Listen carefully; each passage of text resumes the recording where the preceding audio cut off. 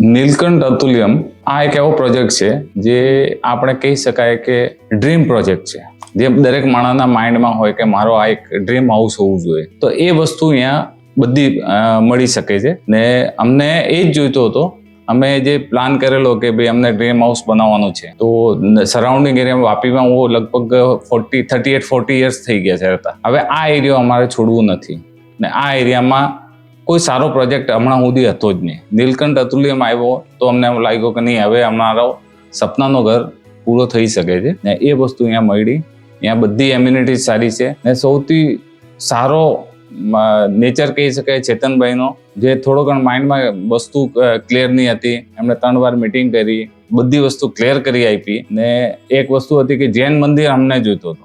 તો ચેતનભાઈએ કીધું કે આ પણ પોસિબલ છે ને જૈન મંદિરનો પ્રોવિઝન એ લોકો કરવાના છે ને સારામાં સારો પ્રોજેક્ટ છે ને એમ કહી શકાય કે તમે અહીંયા આવો એટલે તમને સુકૂન મળે.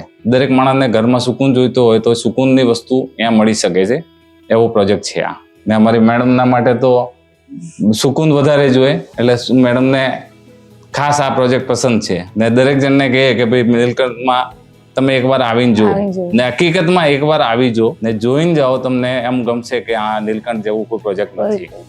અહીંયાનો લોકેશન બહુ સરસ છે, જે અમને જોતું હતું એ બધું મળી ગયું.